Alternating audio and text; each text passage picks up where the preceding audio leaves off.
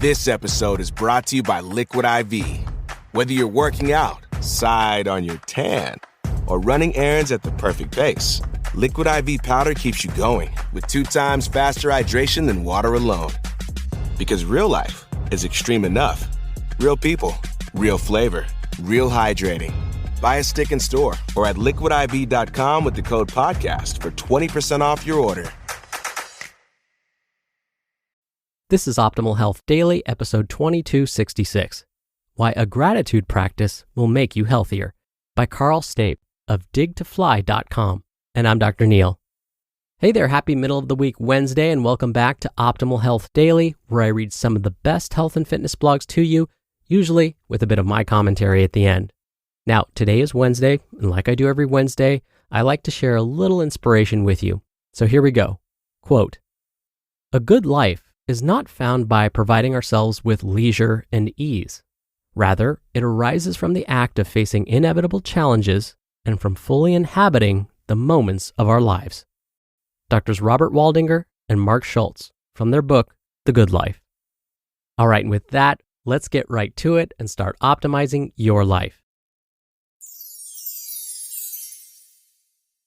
Why a Gratitude Practice Will Make You Healthier by Karl Staib of digtofly.com. The tension was getting worse. The throbbing from my upper back was tightening. As I was driving home, I could feel my right arm going numb. I pulled over. I felt my heart beat. My chest was pounding. I didn't have time for this. I started the car back up and made it home. When I got home, I said hello and climbed into bed. My wife asked me if everything was okay.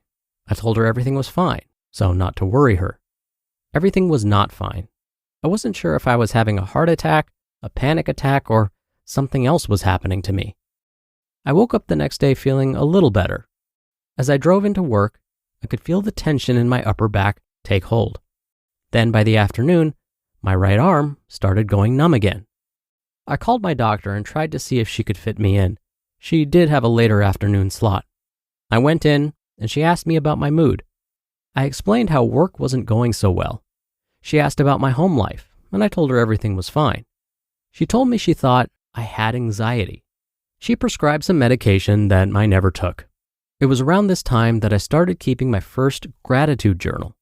It helped, but it didn't stick. Unfortunately, I wasn't ready yet.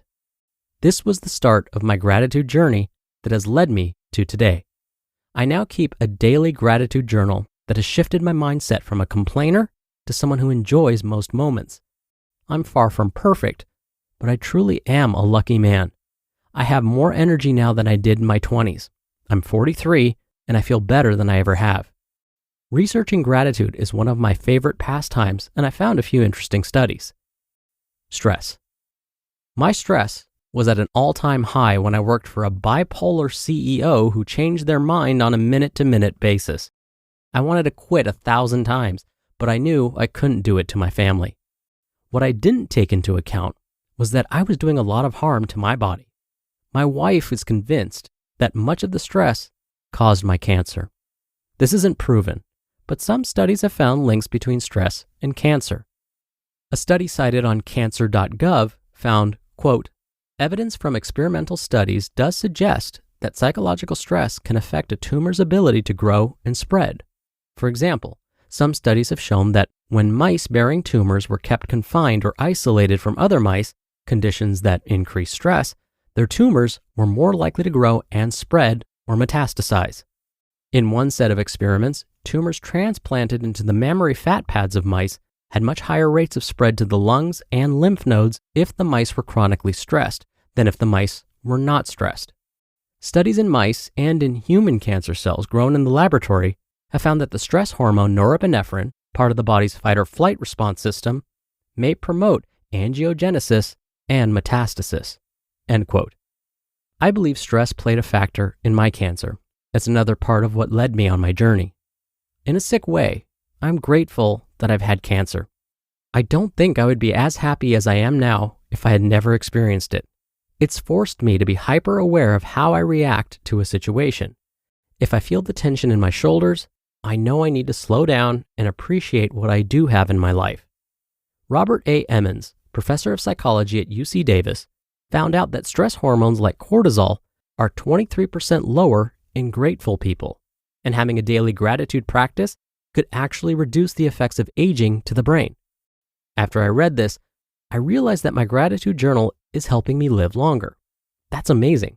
Just taking some time in the morning and at the end of each day, I feel happier and I'm extending my life. Positivity. I struggled with looking at the bright side of life. I remember my first date with my wife. The whole time, I repeated in my head, "Don't say anything stupid." It was a tough first date for me. After a few dates, I eventually relaxed enough to have a good time and start being myself. It's taken me 15 years since that first date to feel like I'm a positive person who believes that good things will happen to me. It's because of my focus on gratitude. When I'm focused on the good things I have in my life, then more good things happen to me. Chad Burton and Laura King figured out that if people kept a journal about positive experiences, it helped increase happiness. The participants also had fewer symptoms of illness. I found this research after I got hooked on keeping a gratitude journal. It's true. My ulcer is completely gone. I've been cancer-free for 9 years. I also sleep so much better, which also supports my ability to stay healthy. Communication. I remember when I was in my 20s and I would struggle with anxiety before I would go into work. My hands would sweat and sometimes I would have mini panic attacks. I remember one day in particular when I got to work early because traffic was light. I remembered I pulled over in a gas station and parked for 10 minutes so I didn't have to go into work early. I didn't want to go into the convenience store and spend money I didn't have, so I just leaned back in my car seat and played my favorite song at the time, Release by Pearl Jam. This anxiety subsided when I started documenting my experience at work in my journal. According to a Stanford report, you improve your public speaking skills when you write in your journal. When you write your thoughts down, it makes it easier to share those thoughts with others. You build your neural pathways when you practice in different ways. So, if you write, you are helping yourself process information in a different way than if you just think about what you're grateful for and don't take any physical action to document it. You are giving yourself alternative ways of looking at a situation. Start small. If you want to live a healthier life and build your emotional quotient, I suggest you start a gratitude practice. Take time to slow down and reflect on what went well. Your entry could look something like this. I did a very good job of staying calm during a big presentation. Or, I'm proud of how hard I worked with my team to deliver a great workshop. Or, I did a great job of taking a break when I felt overwhelmed.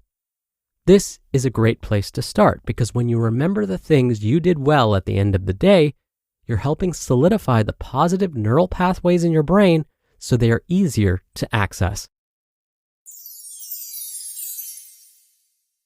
You just listened to the post titled, Why a Gratitude Practice Will Make You Healthier by Karl Staib of digtofly.com. Good news, business owners. Hiring game-changing employees just got way easier thanks to Indeed. Indeed is the hiring platform helping over 3 million businesses do it all. Attract, interview, and hire all in one place. Don't spend hours on multiple job sites looking for candidates. With Indeed's Instant Match feature, over 80% of Indeed employers find quality candidates the moment they sponsor a job. I especially love that if you invite these or any candidates of your choosing to apply, they are 3 times more likely to apply to your job than candidates who only see it in search. Start hiring now with a $75 sponsored job credit to upgrade your job post at Indeed.com/health. Offer good for a limited time. Claim your $75 credit now at Indeed.com/health. Just go to Indeed.com/health and support the show by saying you heard about it on this podcast. Indeed.com/health. Terms and conditions apply. Need to hire?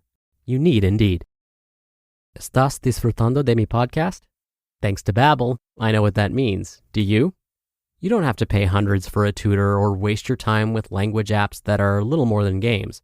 Babbel's quick 10-minute lessons are designed by over 150 language experts to help you speak a new language in as little as 3 weeks.